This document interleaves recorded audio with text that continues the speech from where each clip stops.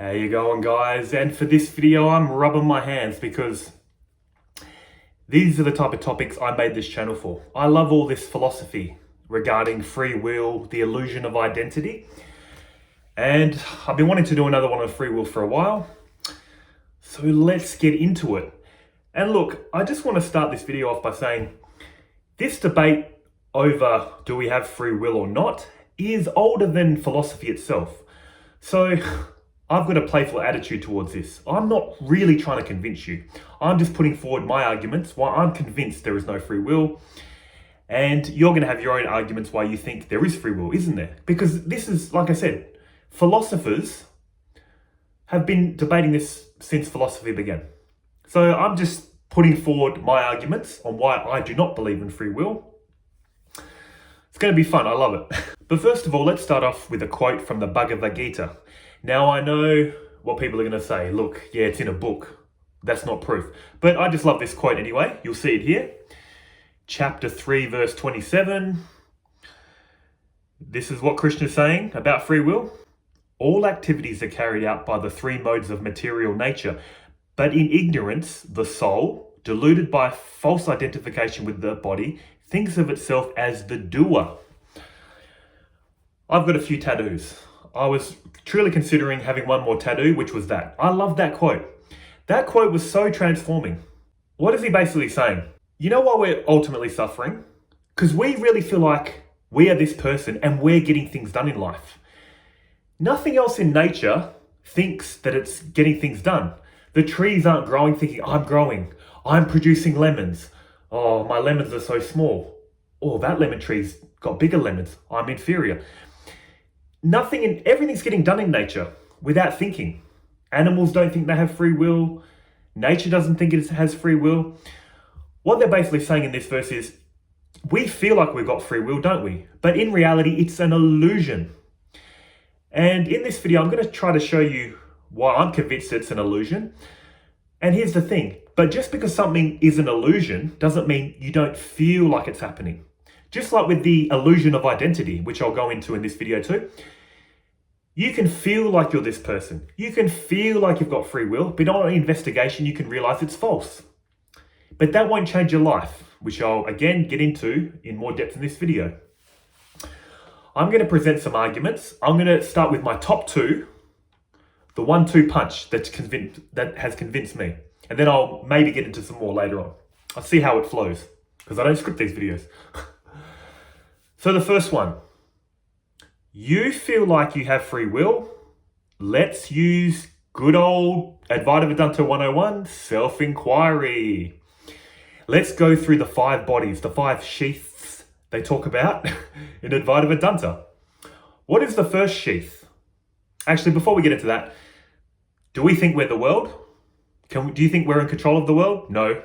That's half the job done. Congratulations. We don't think we're the world. We don't think we have control over the world. Other people, do we? Really? No.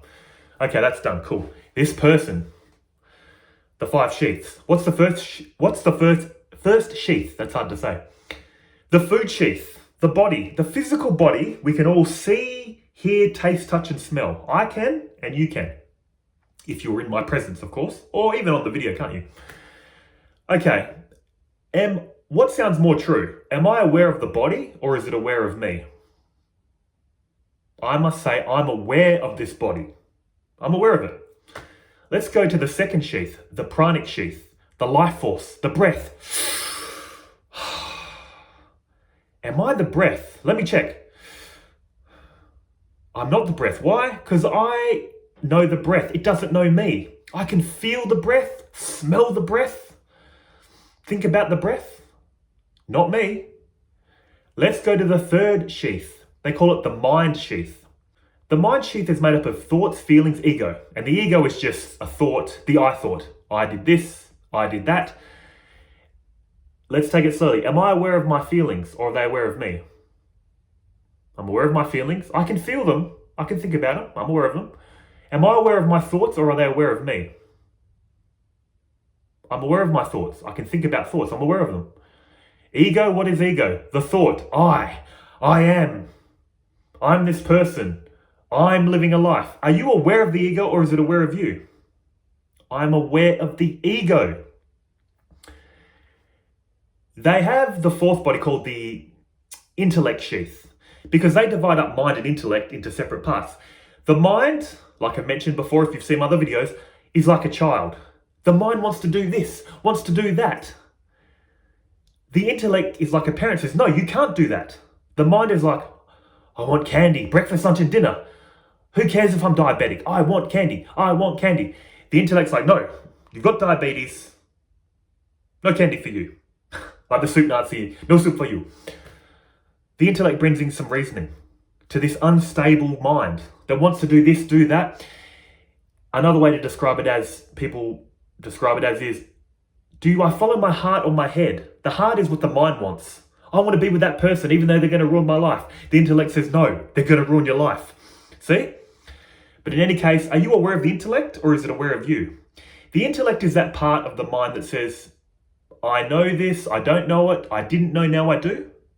But the fact remains, are you aware of it or not? Yes. What is the fifth sheath? The causal body. For us regular people, this is experienced as a blank. We can't know it like we know all these other fourth sheaths. Apparently, advanced yogis can be aware of the causal body. The causal body, you could say, is like your subconscious, where all your habits and tendencies are stored. Why do you get up and act the same every day? You speak the same, you act the same. It's your subconscious. They say it's the seeds of this reality. When you're in deep sleep, imagine all this reality retracting into the causal body, into a seed state. When you wake up, all the seeds sprout and this reality comes back. This is very metaphysical, I know, but that's the fifth body they're talking about. Now, I've only gone through this for anyone that's new to these teachings, or just a reminder if you've been into these teachings a while. I've described our whole experience of reality. We're aware of the world, we're aware of the body, we're aware of the breath, we're aware of our thoughts and feelings, we're aware of our intellect, we're aware of the blankness beyond intellect. Are you aware of all this? Yes? If you truly feel like that knowing presence that knows all this is you, when this truly clicks what you are at your core, a knowing presence, a knowing light, picture yourself as a conscious light shining on this body. Can a light control anything? Imagine if the light shining up this room was you, shining up this room in this body. When you do this self-inquiry long enough and you really contemplate what it's pointing at and you start feeling it, here's the feeling I get with this witness state. I literally feel like I'm watching Simon live a life. Watch Simon get up, make a coffee, go to work, meditate, think, oh, that was a good meditation session. That was a bad meditation session. Get into disagreements with people, make YouTube videos. This knowing presence that you realize you are at your core, it can't control anything. It's just lighting up the body. This is what Krishna was saying. All actions are carried out by material nature, but the ego, in ignorance, thinks of itself as the doer. You're not the ego. This body is living a life. So that's my first argument for not believing in free will. How can this knowing presence that you are control anything? Its nature is just to know. Your essence is just a knowing light, lighting up this person. You need to spend a lot of time on this if you're new to these teachings, but once it clicks, you're like, it doesn't make sense. How can I control anything when you know what you are? Tat Twamasi, one of the four great Mahavakyas. Thou art that. You are that, ultimately. That can't control anything. Now, if that doesn't convince you, let's get more practical. Let's forget this witness. Let's go back to this person again. Why do you do anything, ultimately? Actually, before I get into that, I'm going to do a spoiler alert. The philosopher Arthur Schopenhauer had a great quote. We are free to do what we want, but we are not free to want what we want. And that's the key. Look at your life. Be mindful of your actions. Spend a day when you're not have many commitments. Follow your actions. Why did you do this? Why did you do that? Because you wanted to. You're guided by your wants, and you can't control your wants. I do not want to eat mushrooms. I can't control that. Give me a plate of mushrooms. I can't want to eat mushrooms. I don't like them. What would change my mind? Say to me, slap $100 on the table and go, Simon, eat these mushrooms, I'll give you the $100. I'll be eating the mushrooms then. Why? Not because I want mushrooms, I want the result of eating the mushrooms, $100. This would also be like people saying, I don't want to exercise, it's hard. But you want a good looking body. So you do the thing you don't want to get what you truly want, a good looking body. I don't want to go to work. But you want the money to buy the things that you want or to support your family. You're controlled by your wants. I made a video about this where I tracked out a small portion of my day. I won't even put a link into it. I'll just briefly tell you what happened. It basically started with me lying in bed. I woke up. I had a full bladder. And I said to myself, I have two options. Do I want to mess up the bed like a 2-year-old or do I want to go to the toilet? In that moment, I wanted to go to the toilet. So I went to the toilet. When I was finished, I had two options. Walk away with unclean hands or wash my hands. I wanted to wash my hands. I went, started pumping the soap, realized it was getting low. Also noticed the toothpaste was empty. In that moment, did I want to have empty toothpaste and soap? No, I wanted to wash my hands in the future, brush my teeth in the future. So I wanted to go to the shops. In the original video, I keep going down this line of thought where I made a coffee, went to the shops, came back, but I'm not going to spend 10 minutes explaining it. I'm just trying to show you, I hope you see what I'm driving at. Look at every action you do, controlled by your wants. Or if you're not wanting to do that thing in the moment, it's because you want a greater want. There's a greater want. I don't want to hurt anyone. But if someone said to me, threatened me and said, you need to hurt this person or I'm going to do so much damage to your family, you know what, maybe I'd want to do that for the sake of wanting my family, my loved ones not to be hurt. See? Very difficult scenarios, but that's what I'm saying. You can't control what you want. You're guided by your wants. And if this isn't clear, have you ever been told when you're single, look, I know this great person for you. On paper, they're perfect. You meet them and you're like, yeah, I can see why they're logically good for me, but I don't love them. I don't want to be with them. And what about that jerk, that person that you know is going to ruin your life? A lot of women do this, by the way, I'm sorry. They go off with a guy that they want to be with, even though logically they know this guy's going to destroy their life. Guided by your wants. So look, guys, here's some more examples. These are my two strongest arguments. Illusion of identity and you're only doing everything you want to, and you can't control your wants. I want to meditate. I want to act with a mindset of service and devotion to others. Others listening to this might not want to meditate, might not want to show love and compassion. It's not their fault, is it? That's just what we want. Here's some other arguments. I could not control being born in Australia. I could not control my genetics. I could not control the parents I have. I could not control my knowledge. If someone said, pick a country that starts with A, I'm going to say Angola. Why? Because when I made a previous video on free will, I researched all the countries starting with A, and I realized, there's a country called Angola. Before that knowledge, I probably would have said Australia. If you don't have the knowledge of Angola, how can you freely choose that country? You're limited by your knowledge. You're limited by your wants.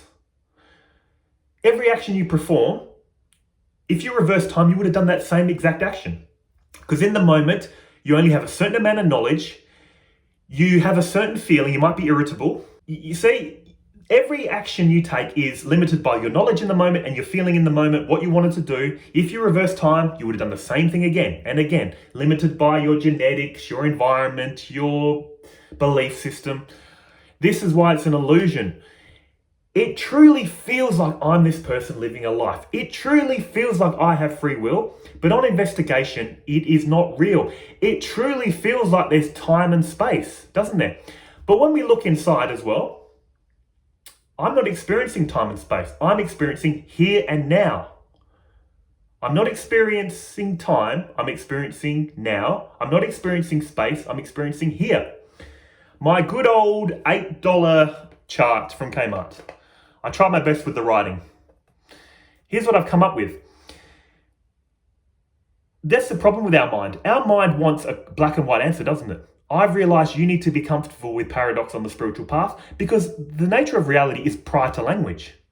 So you need to be comfortable with two things being true at the same time. On the relative level,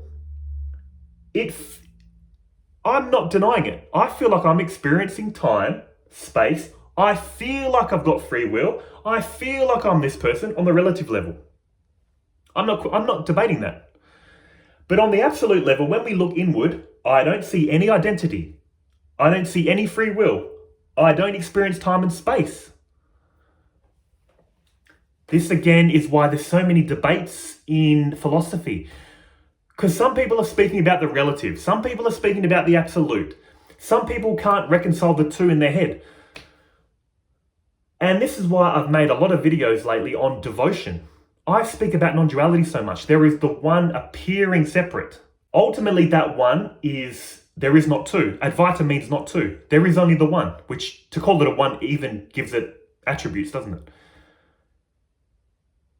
You must intuit in yourself your non-dual nature, but also acknowledge on the level of appearance, I feel like I'm a person. I feel like I have free will. So how do we reconcile these two?